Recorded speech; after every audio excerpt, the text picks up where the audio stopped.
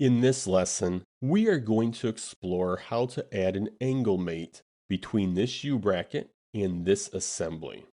Before we can do that, we must first add two other mates. So let's begin. I will select the mate icon from the assembly ribbon. I'm going to go out to the screen and I want to apply a coincident mate between the face of this pin and the outer face of this U-bracket. The pop-up menu appears. I'll verify coincident is selected and then select the green check mark. The second mate I need to apply is a concentric mate between the outer face of this pin and the inner face of this hole. Once again, I'll verify the correct mate, concentric in this example, and then select the green check mark.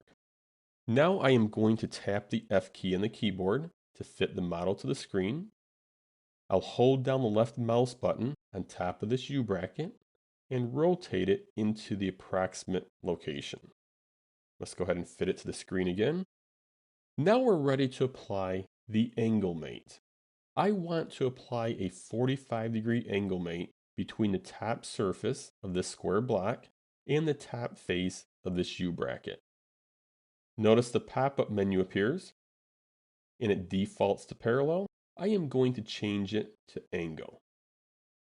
I'll key in my angle of 45 degrees and notice the preview updates.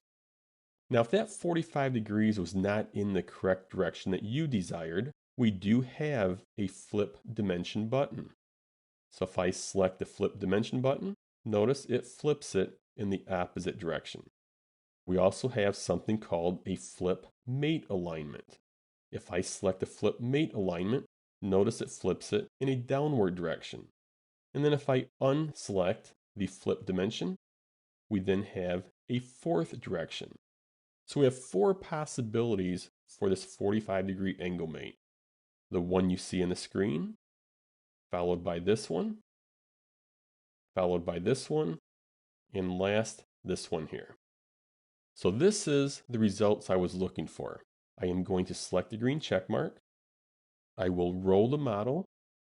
Now I want to apply an angle mate between this face and the top face of the square block. And I want this angle to be 60 degrees. Let's go ahead and move this pop-up menu out of the way. Now some people struggle with getting the correct orientation they desire. They toggle both the flip dimension and the flip mate alignment buttons back and forth, trying to get the desired results with little luck. In SOLIDWORKS 2015, a new option was added. That option is called Reference Entity. In this window, you are prompted for the reference entities: plane, planar face, linear edge, or an axis.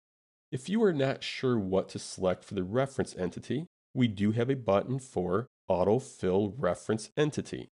So I'll select this button, and notice in the graphics area, the pin is selected as the axis of revolution.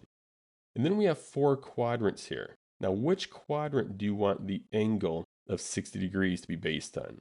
Well, I want it to be based on this quadrant. I'm going to go back to my property manager, verify 60 degrees is typed in, and then select the green check mark. And that's the orientation I was looking for. So I'm going to go ahead and close out of the property manager. Now there's one more thing I want to show you before we conclude this lesson. If I expand the mates, you will see we have two angle mates at the bottom of the feature manager design tree. The angle 1 mate was the 45-degree angle we applied, and the angle 2 mate was the 60-degree angle. Now notice the difference between the two graphics. Angle 2, the 60 degrees, we used the reference entity option. And notice the graphic is shaded in. That tells you that reference entities were used in this angle mate.